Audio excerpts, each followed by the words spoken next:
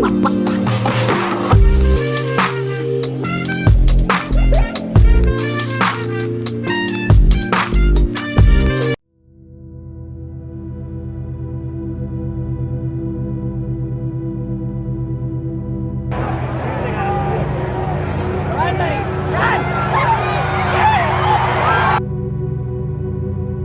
dangerous is American football? A few years ago, researchers at SUNY Buffalo undertook a study of 21 men who had played either professional football with the Buffalo Bills or professional hockey with the Buffalo Sabres. The men ranged in age from mid-30s to early 70s. They were studied comprehensively, in all aspects of their health. It turned out that, compared with 21 men who'd been involved in swimming, cycling, or running, they suffered from clinical anxiety at a higher rate. In particular, they worried about their minds. They were acutely aware of a type of dementia, called chronic traumatic encephalopathy, or CTE, that was afflicting many players in the NFL and NHL. The disease had been the subject of extensive media coverage. It could be caused by repeated blows to the head, exactly the kinds of blows they had suffered while playing professional sports.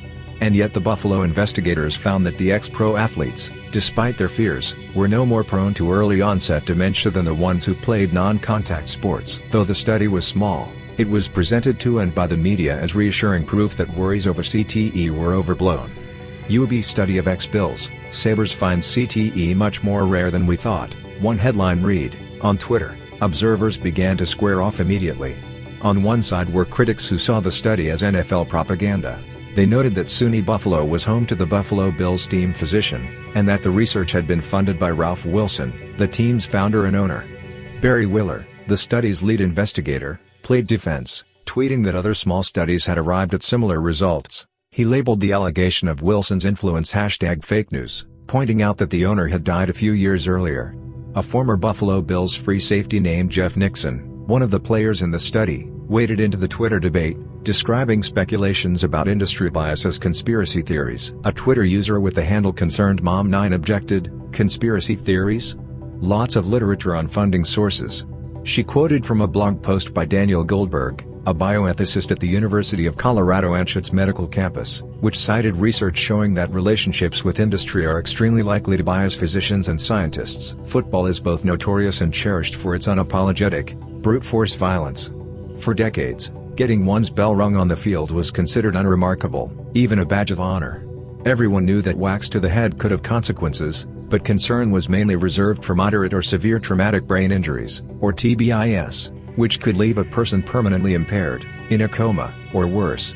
Then, in the mid-90s, the picture started to change. Physicians and psychologists began to understand that a concussion, a mild form of TBI, was a serious medical condition in its own right. Dizziness, depression, insomnia, memory loss, and other symptoms could linger for months, even years. More worryingly, by the late 2000s, new evidence suggested that repeated exposure to subconcussive impacts that didn't register as problematic in the moment might result in CTE later in life. In 1928, a medical report described boxers with punch-drunk syndrome.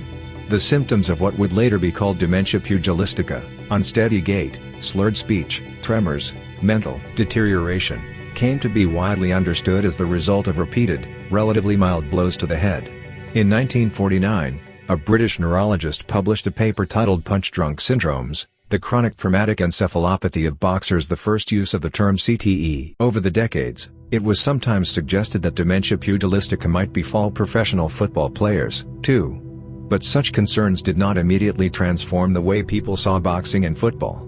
The sports were already dangerous, a little more danger didn't matter. Then, in 2002, a neuropathologist in Pittsburgh named Bennett Omalu examined the brain of Mike Webster, an NFL Hall of Famer who died from a heart attack after a mysterious spiral into mental illness and homelessness. Through a microscope, Omalu, who would later be played by Will Smith in the 2015 film Concussion, saw abnormal clumps of a protein called tau. They looked like the lesions that had been seen in punch-drunk boxers.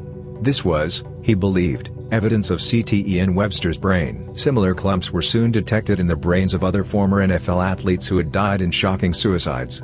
CTE lesions have since been found in the brains of hockey, soccer, and rugby players, as well. In the preceding decades, interest in boxing had declined. Some viewers were put off by the sport's brutality, others by high pay-per-view fees. Football was now the most popular, most dangerous American spectator sport. In this new context, safety concerns registered more vividly. The body of evidence linking head trauma to CTE is now damning. It's like smoking and cancer, Bruce Miller, a neurologist and Alzheimer's expert at the University of California, San Francisco, told me. It's as clear as day. And yet the exact mechanisms through which repeated blows to the head result, decades later, in tau buildup and neurological symptoms, remain unknown. Not everyone exposed to repeated head trauma will develop long-term neurological problems. The danger within any one group of players seems to be distributed unevenly, in the same way that some lifelong smokers get lung cancer and others don't. None of the players studied by the Buffalo researchers had developed obvious symptoms of CTE. On the other hand, many were still young and, because they were still alive, their brains couldn't be examined for tau buildup. It's also unclear how many athletes, overall, are at risk. The prevalence of CTE in the pro football population is unknown. Estimates vary, with some approximating 2% minimums, and others 15, as is its prevalence in the population as a whole. People get hit in the head in other ways, too. Although the general expectation is that it's rare, there is even less clarity about CTE risk among college, high school, and young athletes.